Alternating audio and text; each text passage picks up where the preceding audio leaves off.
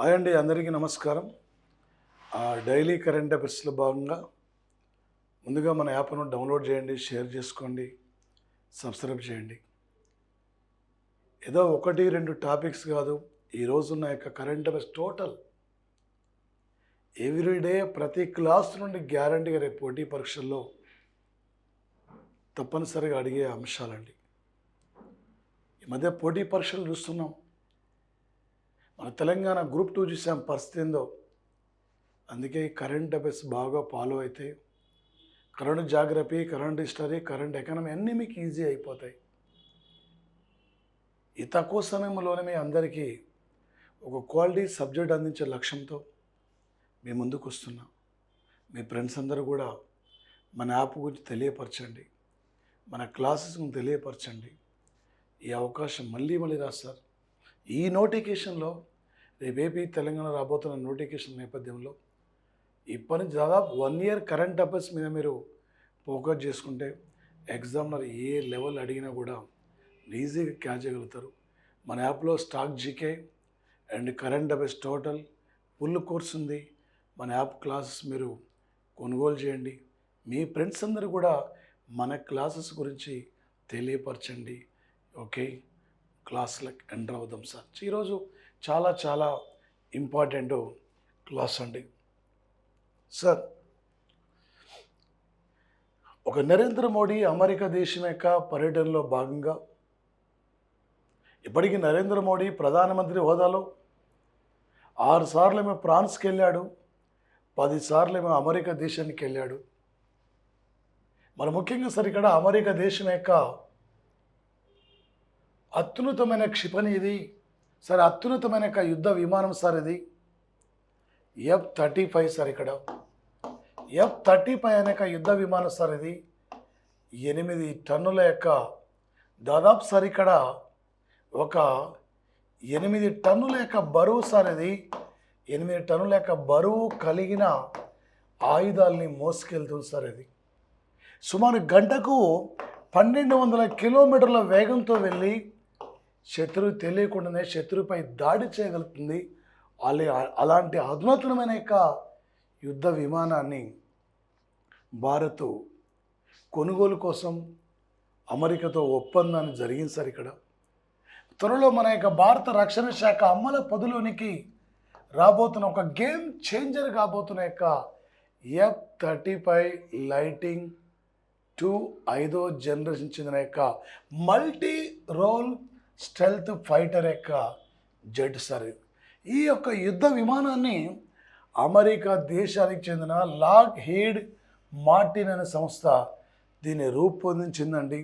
Powerful సెన్సార్లు కలిగి ఉందండి. ఇది అత్యధిక సామర్థ్యం కలిగిన యొక్క టెక్నాలజీతో తయారు చేయడంలో ప్రపంచంలోనే అత్యంత పవర్ఫుల్ ఫైటర్ అండి.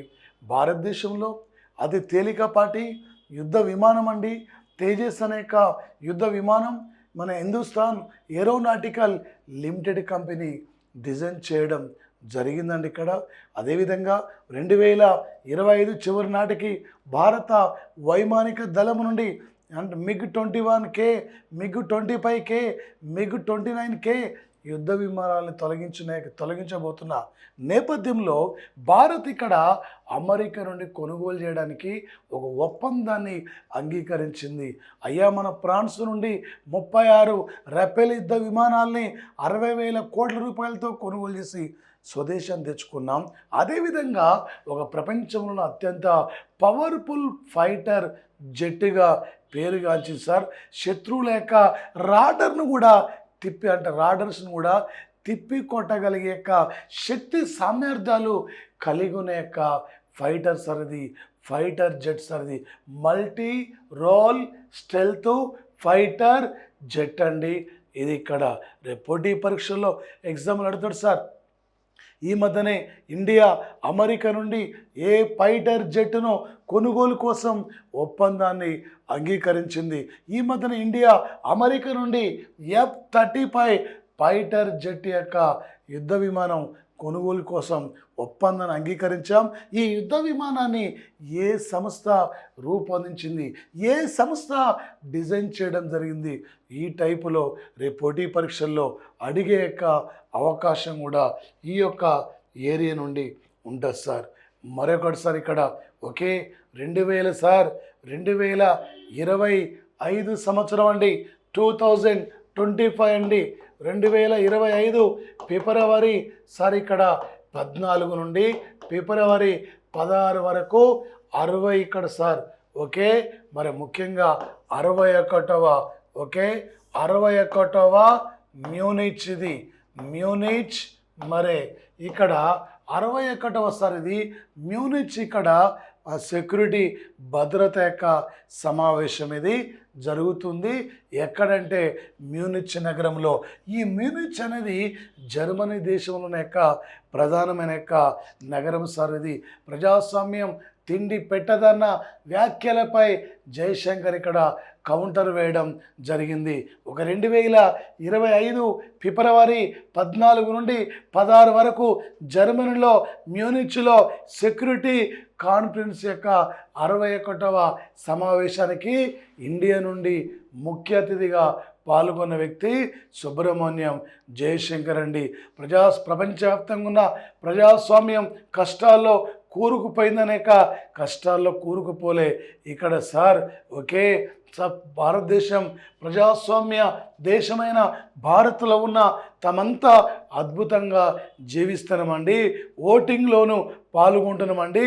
దీని గుర్తుగా ఇటీవల జరిగిన యొక్క ఢిల్లీ అసెంబ్లీ ఎన్నికల్లో తన ఓటు హక్కు వినియోగించుకునే యొక్క అంశంపై తన వేలికున్న యొక్క సిరా చుక్కను కూడా చూపించి ప్రజాస్వామ్యం ఎంత గొప్పదో అనే అంశాన్ని యొక్క ప్రపంచ దేశాలకు తెలియపరిచిన వ్యక్తి యొక్క సుబ్రహ్మణ్యం జయశంకర్ అండి.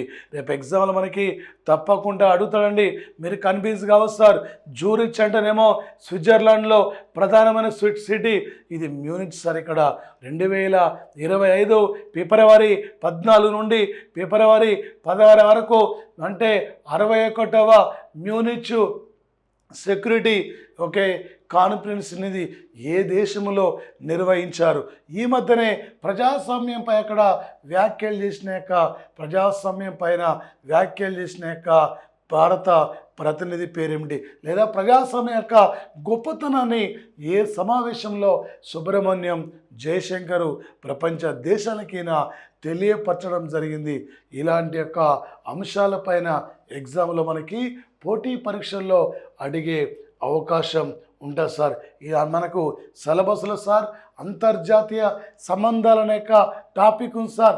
ఏపీ తెలంగాణలో జీకే కరెంట్ అఫైర్స్ దాదాపు సార్. ఇక్కడ కరెంట్ అఫైర్స్ ఇది జిఎస్లో 11 టాపిక్స్ ఉంటే 3 టాపిక్స్ ఇక్కడ కరెంట్ అఫైర్స్ సార్. ఇక్కడ 3 టాపిక్స్ ఎస్ఐపిసి కానీ, కానిస్టేబుల్ కానీ, డిఎస్సి కానీ, గ్రూప్ 1 నుండి గ్రూప్ 4 వరకు ఎనీ కాంపిటేటివ్ ఎగ్జామ్లో ఇక్కడ నుంచి బిట్టు లేనిది పేపర్ ఉండదు సార్. ఎగ్జామినరు ఏ టైపులో ఏ లెవెల్లో అడిగినా కూడా నువ్వు ఒక విజేతగా నిలబడగలగాలి సార్. ఓకే, మరి ముఖ్యంగా సార్ ఇక్కడ ఏంటి సార్, ఒక 2025 సంవత్సరం అండి, 2025 జనవరి 28 అండి. జనవరి 28 నుండి ఫిబ్రవరి సార్ ఇక్కడ 14 వరకు 38వ జాతీయ క్రీడలు ఉత్తరాఖండ్ క్యాపిటల్ డెహ్రాడూన్, మెయిన్గా డెహ్రాడూన్, హరిద్వార్, శివపురి, న్యూ తైరీ, నైనిటాల్, హల్ద్వానీ, రుద్రపూర్ మరియు పితోర్గఢ్లో నిర్వహించారు సార్. ఇదే బిట్టు రేపు ఎగ్జామ్లో ఏమంటాడు సార్, 2025 సంవత్సరం జనవరి 28 నుండి ఫిబ్రవరి 14 వరకు ఉత్తరాఖండ్లో 38వ జాతీయ క్రీడలు నిర్వహించారు. ఇందులో ఏ పట్టణంలో ఈ క్రీడలు జరగలేదు. అలాంటప్పుడు ఈ పట్టణాలు మీకు గుర్తుకు రావాలండి. ఈ క్రీడల యొక్క నినాదం సార్ ఇక్కడ నేను థీమ్ ఇక్కడ ఏం సార్ అంటే సార్ ఇక్కడ ఓకే సంకల్ప్ సే శిఖర్ తక్ కోసం పరిష్కారంతో ఎత్తులకు చేరుకోవడం. సంకల్ప్ సే శిఖర్ తక్ కోసం పరిష్కారంతో ఎత్తులకు చేరుకోవడం సార్. మొత్తం 37 ఓకే సార్ ఇక్కడ 37 కేంద్ర పాలిత ప్రాంతాలతో కలిసి 37 యొక్క అంటే రాష్ట్రాలు కేంద్ర పాలిత ప్రాంతాలు ఇవి పాల్గొన్నారు సార్. సుమారు 10,000 మంది ఇక్కడ ప్లేయర్స్ పాల్గొన్నారు సార్. మొత్తం ఇక్కడ 35 క్రీడా అంశాలండి, 35 ఈవెంట్స్ అండి. 37వ జాతీయ క్రీడలేమో గోవాలో జరిగాయి, 36వ జాతీయ క్రీడలేమో గుజరాత్లో అహ్మదాబాద్లో గాంధీనగర్లో నిర్వహించారండి. ఓకే ఈ టోర్నమెంట్ సార్ ఇక్కడ ఈ టోర్నమెంట్ సార్ మరి ప్రధానంగా సార్ ఇక్కడ థీమ్ ఇది ఏం సార్ అంటే గ్రీన్ గేమ్స్ అనే థీమ్తో ఇక్కడ ఈ క్రీడల్ని నిర్వహించడం జరిగింది సార్ ఇక్కడ. ఓకే ఇక్కడ సార్ పర్యావరణ ప్రభావాన్ని తగ్గించే లక్ష్యంతో ఈ క్రీడల్ని ఇక్కడ నిర్వహించారు. మొత్తం సార్ 35 క్రీడా విభాగాల్లో దాదాపు 10,000 మంది క్రీడాకారులు ఇక్కడ పాల్గొనే యొక్క సంఘటన సార్. ఈ టోర్నమెంట్ను నరేంద్ర మోడీ ఇక్కడ ప్రారంభించడం జరిగింది సార్.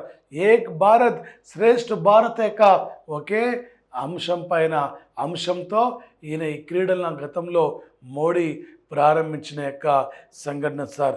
ఈ యొక్క టోర్నమెంట్లో సార్ ఇక్కడ ఓకే ఈ టోర్నమెంట్లో మరి ముఖ్యంగా పథకాల పట్టికలో సార్ మెడల్స్లో అండి పథకాల పట్టికలో మరి సర్వీసెస్ ఇక్కడ టీమ్ సార్. సర్వీసెస్ బృందం అంటే కేంద్ర ప్రభుత్వ యొక్క ఉద్యోగస్తుల బృందం. ఈ టీం ఫస్ట్ ఉందండి, 68 స్వర్ణాలు వచ్చినాయి, 26 రజతాలు వచ్చినాయి, 27 కాంసాలు ఇక్కడ రావడం జరిగింది. మొత్తం 221 పథకాలు వచ్చినాయి.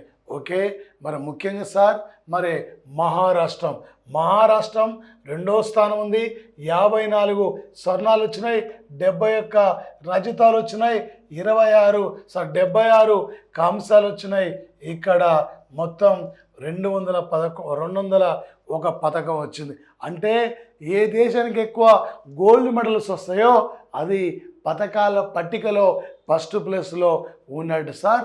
ఆ యొక్క జట్టు మాత్రం ఫస్ట్ సర్వీసెస్ టీం అండి, తర్వాతకు వచ్చేసి మహారాష్ట్ర టీం అండి, తర్వాతకు వచ్చేసి హర్యానా టీం అండి. ఇక్కడ హర్యానా జట్ అండి. మధ్యప్రదేశ్ ఇక్కడ 4th ప్లేస్లో ఉంది. ఓకే అంటే కేంద్ర ప్రభుత్వం సర్వీసెస్ సేవలు మహారాష్ట్ర, హర్యానా, మధ్యప్రదేశ్, కర్ణాటక ఇలా సార్. ఇక్కడ మన తెలుగు రాష్ట్రాల దగ్గరకు వస్తే ఇక్కడ ఆంధ్రప్రదేశ్ 18వ స్థానం ఉంది. ఇండియాలో ఎన్ని రైల్వే జోన్లు అండి? 18. ఎన్నో లోక్సభ అండి? 18. ఏపీ జాతీయ క్రీడల్లో పథకాల పట్టికలో ఎన్నో స్థానం అండి? 18. ఎన్ని స్వర్ణాలండి? 7. ఎన్ని రజతాలండి? 1. ఎన్ని కాంసాలండి? 6. మొత్తం ఎన్ని పథకాలు వచ్చినాయండి? 14 పథకాలు వచ్చినాయి. పథకాల పట్టికలో 18వ స్థానం, కానీ మొత్తం వచ్చిన 14. మొత్తం ఎన్ని పథకాలు వచ్చినాయి? 14 మెడల్స్ వచ్చినాయి. ఇక్కడ సార్ మరి తెలంగాణ 26వ స్థానం అండి. తెలంగాణ సార్ ఓకే తెలంగాణ ఎన్నో స్థానం ఉందండి? 26వ స్థానం ఉంది. 3 స్వర్ణాలు, 3 రజతాలు, 12 ఇక్కడ కాంశాలు. మరి ఇక్కడ ఏంది మన తక్కువ ఏ జట్టుకి ఎక్కువైతే స్వర్ణాలు వస్తుందో అదే పథకాల పట్టికలో ఫస్ట్ ప్లేస్లో ఉన్నట్టండి ఇక్కడ మెడల్స్ లిస్ట్లో. ఓకే మనం తెలంగాణ 26వ స్థానం, 3 స్వర్ణాలు, 3 రజతాలు, 12 కాంసాలు. ఏపీ 7 స్వర్ణాలు, 1 రజతం, ఓకే 6 కాంస్యాలు ఏపీకి రావడం జరిగింది సార్. మళ్ళీ రేపు 2027 కండి 2027కు 39వ జాతీయ క్రీడలు మేఘాలయ రాజధాని షిలాంగ్లో జరగబోతున్న యొక్క సంఘటన సార్. రేపు షిలాంగ్లో ఈ క్రీడల్ని నిర్వహిస్తారండి. రేపు గ్యారంటీగా పోటీ పరీక్షలు మనకి అడిగే అవకాశం ఉంటుంది జాతీయ క్రీడల నుండి. ఓకే మరొక అంశం సార్ 2025 ఫిబ్రవరి 15 అండి. ఫిబ్రవరి 15 నాటికి సార్ ఇక్కడ ఓకే ఈ ప్రపంచంలో అత్యధికంగా అంటే సంపాదిస్తున్న అథ్లెట్ల జాబితాలో, క్రీడాకారుల యొక్క జాబితాలో మరి క్రిస్టియానో రొనాల్డో అగ్రస్థానంలో ఉన్నారు సార్. ఇక్కడ అంటే పోర్చుగల్ యొక్క ఫుట్బాల్ ప్లేయర్ అండి. ఈ ప్రపంచంలో 200 పైగా ఫుట్బాల్లో గోల్ చేసిన యొక్క ప్లేయర్ అండి. ఇండియాకు మొట్టమొదటిసారి వచ్చింది పోర్చుగీస్ వారే. చిట్టచివరిసారిగా ఇండియా నుండి వెళ్ళిపోయింది పోర్చుగీస్ వారే. ఇవాళ UNO secretary general Antonio Guterres కూడా ఈ పోర్చుగల్ యొక్క కంట్రీకి చెందిన వ్యక్తి అండి ఈయన సార్. ఓకే, మరి దాదాపు సార్ ఇక్కడ ఇతను 285 మిలియన్లతో ఇక్కడ ఒకే ఫస్ట్ ప్లేస్లో ఉన్న యొక్క పర్సన్ సార్. అత్యధికంగా పారితోషికం పొందే అథ్లెట్ సార్ ఇక్కడ. ఓకే, జహాన్ రామ్ ఇక్కడ second place sir. Lionel Messi third place అండి. Lionel Messi. ఓకే, టాప్ 10లో ఇండియా నుండి ఏ ఒక్క ప్లేయర్ కూడా టాప్ 10లో లేరండి. భారత్ నుండి మరొక అంశం సార్, 2025 ఫిబ్రవరి 15 నాడు సార్ ఇక్కడ వెరీ వెరీ ఇంపార్టెంట్. థాయిలాండ్లో జరిగిన సంవాద్ కార్యక్రమంలో నరేంద్ర మోడీ ఈరోజు వీడియో కాన్ఫరెన్స్ ద్వారా మాట్లాడడం జరిగింది సార్. థాయిలాండ్ మరియు విస్తృత ఆసియా ప్రాంతంతో భారతదేశం యొక్క లోతైన సాంస్కృతిక సంబంధాలపైన చర్చించడం ఇక్కడ జరిగింది సార్.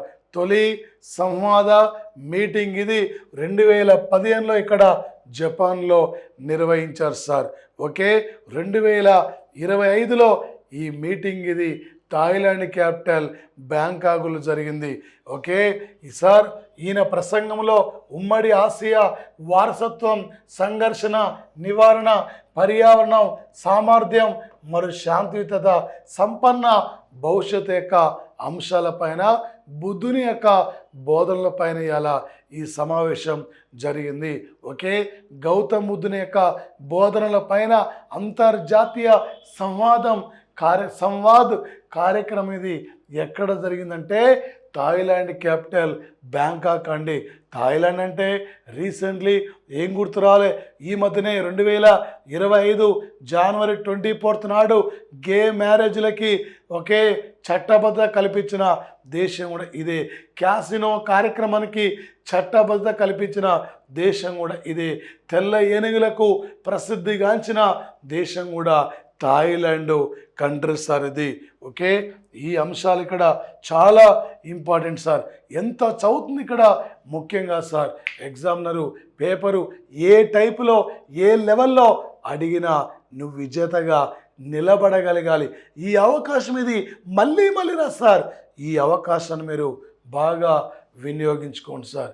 ఓకే, ప్రపంచ ప్రభుత్వ శిఖరాగ్ర సమావేశం 2025 ఫిబ్రవరి 11 నుండి 13 వరకు దుబాయ్లో నిర్వహిస్తే ఇది 12వ ఎడిషన్ సార్. ఇక్కడ 30 పైగా దేశాలు ఈ సమావేశానికి పాల్గొనడం జరిగిందండి. ఈ సమావేశం యొక్క థీమ్ సార్ ఇక్కడ భవిష్యత్తులో ప్రభుత్వాల్ని రూపొందించడం. షాపింగ్ ఇక్కడ సార్, షాపింగ్ మరే గవర్నమెంట్స్ అనే యొక్క అంశానికి, షాపింగ్ ఫ్యూచర్ గవర్నమెంట్స్ అనే అంశానికి ప్రాధాన్యత ఇవ్వడం జరిగింది. భవిష్యత్తు ప్రభుత్వాల్ని రూపొందించడం అనే అంశానికి ప్రాధాన్యత ఇచ్చారు. భారత్ నుండి పాల్గొన్న వ్యక్తి కేంద్ర అటవీ పర్యావరణ శాఖ మంత్రి భూపేంద్ర యాదవ్ ఈ సమావేశానికి పాల్గొనడం జరిగింది సార్. స్థిరమైన అభివృద్ధి వైపు ప్రపంచాన్ని ముందుకు తీసుకెళ్ళాలి. పర్యావరణ అంటే ఒక కాలుష్యాన్ని నివారిస్తూ పర్యావరణ రంగానికి ప్రాధాన్యత ఇవ్వాలని చెప్పి ప్రపంచ దేశాలను ఉద్దేశించి మన భూపేంద్ర యాదవ్ ఈ సమావేశంలో మాట్లాడడం జరిగింది. రేపు అంతర్జాతీయ సంబంధాల నుండి అడుగుతాడు సార్. 2025 ఫిబ్రవరి 15 నాడు అంటే సంవాద్ కార్యక్రమాన్ని ఎక్కడ నిర్వహించారు? Thailand capital బ్యాంకాక్లో.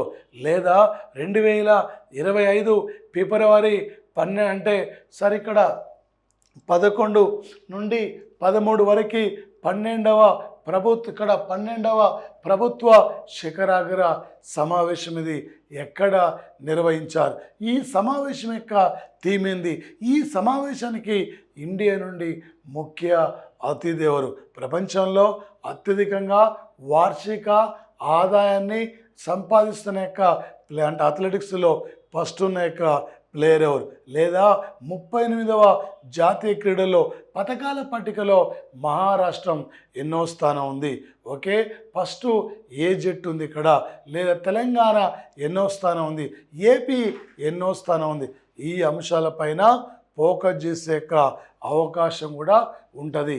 ఎగ్జామినర్ ఏ టైప్లో ఏ లెవెల్లో అడిగినా కూడా ఈసారి ఖచ్చితంగా క్లాస్ వింటున్న ప్రతి ఒక్కరిది జాబ్ ఉండాలి.